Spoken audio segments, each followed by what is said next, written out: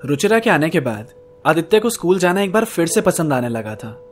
हर रात अब वो यही सोच के सोता कि रुचिरा से मिलने का मौका मिलेगा, उससे बातें होगी, और रिसेस टाइम वाला मोमेंट तो उसकी आंखों के सामने बार बार रिपीट होता रहता है।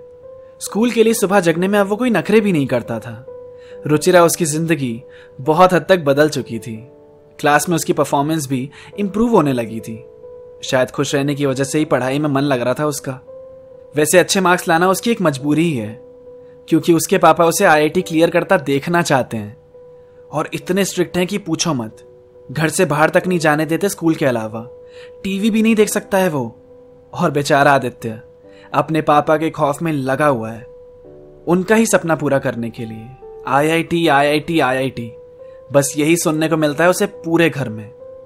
सुबह 7:30 बजे जब आदित्य स्कूल पहुंचा तो रुचिरा ने उससे कहा, बंक करे क्या आज? नहीं यार, आज मैथ्स में नया चैप्टर शुरू होने वाला है। कैसे आदमी हो यार तुम?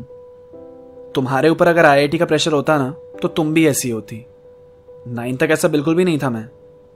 11th खराब कर रही है मुझे। देखो, स्कूल में कोई पढ़ाई नहीं, जो पढ़ाई करनी है ना वो रात को जग जग के घर पे करना। और तुम्हारे ऑनलाइन ट्यूशंस तो चल ही रहे हैं, वहां सब कुछ समझ आ ही जाता है, तो स्कूल में नाटक करने की क्या जरूरत है? तुम्हें क्या करना है लाइफ में? हैं? मतलब जैसे मेरा एम तुम्हें पता है आईआईटी, ऐसे ही तुम्हारा गोल क्या है? मेरा फैशन डिजाइनिंग। फिर तुमने पीसीएम क्यों ली? तुम तो ह्यूमैनिटीज भी ले सकती थी। ऐसे ही जब साइंस के स्टूडेंट्स को लैब कोट पहने देखा ना तो बड़ा कूल लगा, तो बस ले ली पीसीएम। लैब कोट पहनने के लिए साइंस ले ली? वाह। तुम ये बताओ, चल रहे हो बंक पे? पूरा प्लान रेडी है मेरे पास। क्या प्लान है? मूवी देखेंगे, फिर खाएंगे कहीं बैठ के। तुम स्कूल बंक करने का कह रही थी, मुझे लगा क्लास बंक करने का कह रही हो। स्कूल से कैसे बाहर निकलेंगे? उसका जुगाड़ भी है मेरे पास। अब रुचिरा ने इतनी रिक्वेस्ट की आदित्य से कि वो भी बंक के लिए मान गया। उन दोनों ने मूवी देखी, फिर एक रेस्टोरेंट में खाने के लिए बैठे। खाते खाते रुचिरा ने बोला, इधर उधर क्या देख रहे हो? डर लग रहा है मुझे, घर पे स्कूल बंक का पता चल गया तो। चिल करो, नहीं पता चलेगा। ठीक है, मान लेता हूं तुम्हारी बात। आज बिना डरे सांस लेकर देखता हूं। थोड़ी देर तक रुचिरा ने आदित्य की तरफ देखा, फिर देखते हुए कहा, हम क्या है Aditya? Girl space friend, boy space friend, या फिर अब स्पेस हट चुका है? स्पेस तो उसी दिन हट गया था ना जिस दिन भी किस्ड। नहीं? अच्छा, तभी हट गया था। फिर तो अच्छा है मिस्टर बॉयफ्रेंड। पर मुझे अभी तक समझ नहीं आया कि तुम्हें मैं पसंद क्यों आया। क्योंकि तुम मुझसे बहुत अलग हो, पूरे ही अपोजिट, और बहुत हार्डवर्किंग भी हो। आई होप तुम्हारा यह आईआईटी का ड्रीम पूरा हो जाए। मेरे पापा का ड्रीम, मेरा नहीं। तो तुम्हारा क्या ड्रीम है? पता नहीं, कभी ढंग से बैठ के सोचने का टाइम ही नहीं मिला। तो चलो, थोपी हुई चीज के पीछे ही भाग लेते हैं। किसी का तो सपना पूरा कर सकूंगा। बस क्रिकेट खेलना पसंद था मुझे। नंबर कम आए थे तो वो भी बंद करवा दिया। बस उसके बाद कुछ अच्छा लगा ही नहीं। आदित्य को सुनकर रुचिरा ने उसके हाथ पे अपना हाथ रख दिया। फिर दिन बीते, महीने बीते, साल बीता। रुचिरा और आदित्य का रिलेशनशिप भी टाइम के साथ ग्रो होता गया। आदित्य अपनी पढ़ाई को लेकर भी बहुत सीरियस था। वो रिलेशनशिप और स्टडीज साथ में बहुत अच्छे से बैलेंस कर रहा था। जोरों शोरों से जेईई की तैयारी चल रही थी उसकी। रिजल्ट्स काफी अच्छे आने लगे थे उसके अब, कि टीचर्स की आंखों का वो तारा भी बनता जा रहा था। और अब तो रुचिरा और आदित्य के रिलेशनशिप के बारे में सारी क्लास को मालूम पड़ गया था। दोनों बेहद खुश थे साथ में। रुचिरा के साथ आदित्य ने अपनी लाइफ के वो मोमेंट शेयर किए जो इससे पहले उसने किसी के साथ नहीं किए थे, इशिता के साथ भी नहीं। रुचिरा ने आदित्य को फुल ऑफ लाइफ बना दिया था। अब वो भी रुचिरा की तरह बहुत हद तक चिल रहकर ही डिसीजंस लेता था।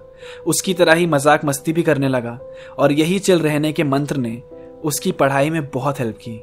11th जब पार हुई तो 12th का अलग प्रेशर था, बोर्ड्स का अलग हुआ बना रखा था हर जगह। पर अब आदित्य कॉन्फिडेंट हो चुका था खुद को लेकर, और 12th का ये साल तो पलक झपकते ही निकल गया। बोर्ड्स भी हो गए, जेईई मेंस भी निकला। होता है ना, कभी ऐसे लगता है कि टाइम बहुत जल्दी बीतना लग गया हो। आदित्य की जिंदगी का ये वही टाइम था। रिजल्ट के बाद आदित्य के पापा उससे बेहद खुश थे। अपने स्कूल में सेकंड आया था वो। 9th में जिसकी CGPA 7 आई हो, 12th में सेकंड रैंक लाना, ये ट्रांजिशन अनबिलीवेबल था सबके लिए। मेंस में भी इतनी रैंक थी कि एडवांस के लिए एलिजिबल हो गया। फिर और जम के मेहनत करी। कभी कभार बुक्स और नोटबुक खरीदने के बहाने से वो रुचिरा से भी मिलने चला जाया करता था बीच में। अब तक रुचिरा का MJ कॉलेज नागपुर में ही फैशन डिजाइनिंग में एडमिशन हो चुका था। 1 महीने बाद ज्वाइनिंग थी। आदित्य का भी पेपर और सारी फॉर्मेलिटीज होने के बाद जब रिजल्ट मिला तो क्लियर कर चुका था वो। उसके साथ साथ उसका रिजल्ट देखकर उसके पेरेंट्स बहुत खुश हुए, इतने कि पूरे मोहल्ले को मिठाई खिलाई। IIT दिल्ली मिल रहा था उसे, जो हर किसी का सपना होता है। वो ये खुशखबरी बताने रुचिरा के पास गया। क्लियर हो गया JEE मेरा। सच्ची? वाह यार, अब खुश हैं पापा तुम्हारे? पागल हुए पड़े हैं। कॉन्ग्रेचुलेशंस, मेहनत रंग लाई तुम्हारी। कौन सा कॉलेज मिला? IIT Delhi. Delhi? Oh wow. तुम उदास हो रही हो ना? नहीं नहीं, खुश हो रही हूं। तुम टेंशन मत लो यार, मैं लॉन्ग डिस्टेंस भी निभाऊंगा। अब तो फोन मिल जाएगा मुझे, तो व्हाट्सएप पे बात किया करेंगे हम लोग। हाँ, वो सब देख लेंगे। I am happy for you. I love you Ruchira. तुमने जो बना दिया है मुझे, अब मैं खुद को बहुत अच्छा लगने लगा हूं। डिस्टेंस से कोई फर्क नहीं पड़ेगा हमारे बीच, मैं गारंटी दे रहा हूं। तुम्हारी बातें सुनने की आदत हो चुकी है मुझे। अपनी कहानियां बताती रहना। जब बाय बोलकर रुचिरा को आदित्य वापस अपने घर जा रहा था तो उसे अचानक स्ट्राइक किया। दिल्ली? इशिता भी तो दिल्ली ही गई थी। अभी भी दिल्ली में ही होगी क्या? हो सकता है फिर ट्रांसफर हो गया उसके पापा का, या किसी और शहर में ही कॉलेज मिल गया उसे। वैसे भी अब पहचानेगी भी नहीं मुझे वो। 3-4 साल में कितनी बदल गई होगी। खैर, मैं भी कहां पुरानी बातें लेकर बैठ गया। दिल्ली निकलने की तैयारी करते हैं। किसी चीज के लिए आप जी जान से मेहनत करो और आपके मेहनत का फल आपको मिल भी जाए तो कैसा लगता है? बस वही फील कर रहा था अभी आदित्य। रुचिरा से दूर जाने का गम था, पर उसे खुद पर और उसके रिश्ते पर भरोसा था कि वो लॉन्ग डिस्टेंस भी आराम से निभा लेंगे। तो मिलते हैं अगले एपिसोड में और जानते हैं कि आगे ये कहानी और क्या क्या नया लेकर आती है। कीप लिसनिंग स्टोरीज विद आभास झा।